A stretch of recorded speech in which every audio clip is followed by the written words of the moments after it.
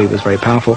And they said, well, we're supplying the Nigerian armed forces with 15% of their equipment. In Lagos, the British High Commissioner, Sir David Hunt, and his officials would say, oh, no, we're supporting... They didn't say no, they said, we're providing the bulk of the weaponry. And both were right. The British officials in Whitehall were right in the sense it was 15% of the value, and the British High Commissioner in Lagos was right in the sense it was the bulk of the Nigerian Army's equipment. In the flood of international misrepresentation of the situation in Nigeria and the machinations of the faceless enemies of Nigeria, Mr. Harold Wilson, Britain's Prime Minister, arrives in Lagos for an on-the-spot assessment of events in the country. With the British election looming, Harold Wilson wanted a quick end to the war.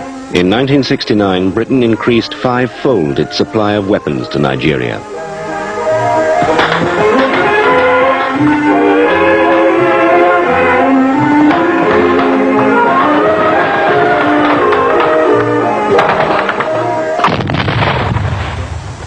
Okay, everybody on your feet up! Let's go! The mortar, come on! I'm a big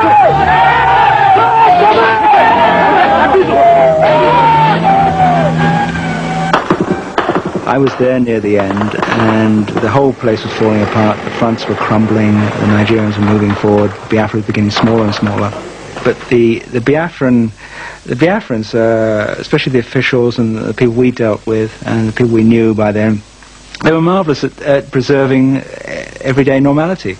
Courts were still working in some places, and the judges and the lawyers wore their wigs and gowns in the British tradition.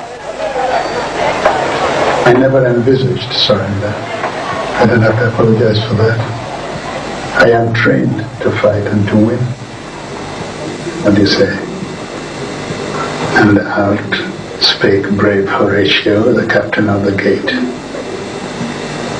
To every man upon this earth, death cometh soon or late, but how can a man die better than facing the fearful odds for the ashes of his fathers and the temples of his God?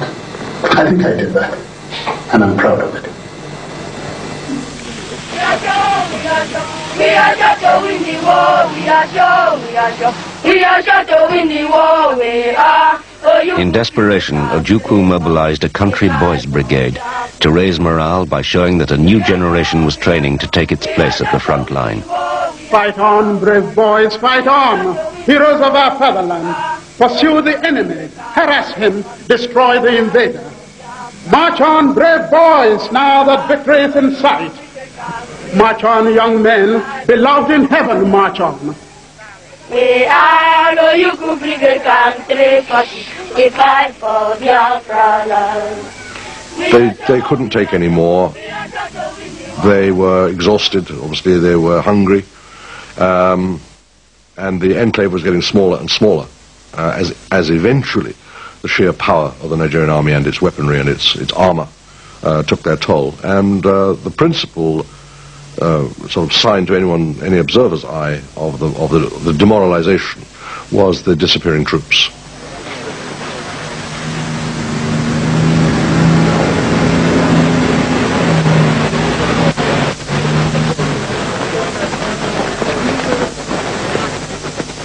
In January 1970, Ojukwu left for a neighboring country.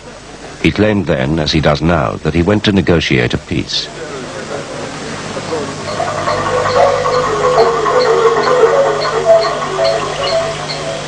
I am convinced now that a stop must be put to the bloodshed which is going on as a result of the war. Our people are now disillusioned, and those elements of the old government regime who have made negotiations and reconciliations impossible have removed themselves from our midst. I have therefore instructed an orderly disengagement of troops. At the end of the war, there was a great deal of confusion, and I and another colleague had gone up to Doden Barracks, where General Gowan was going to, at some stage, we thought, we didn't know when, take the surrender from General Effiong. Good to see you again, my friend. How are you? Very well indeed. And it was, I must say, a most astonishing thing, because they had all been in the army together before the war. This is the extraordinary thing about the Civil War. And while obviously the Igbo officers were pretty shattered by being defeated, at the same time they were able to greet their colleagues whom they hadn't seen for these 2 or 3 years. It was astonishing, and it was really quite moving. I, Major General Philip Effiong, officer administering the government of the Republic of Biafra, now wish to make the following declaration. That we affirm we are loyal Nigerian citizens and accept that the Republic of Biafra hereby ceases to exist.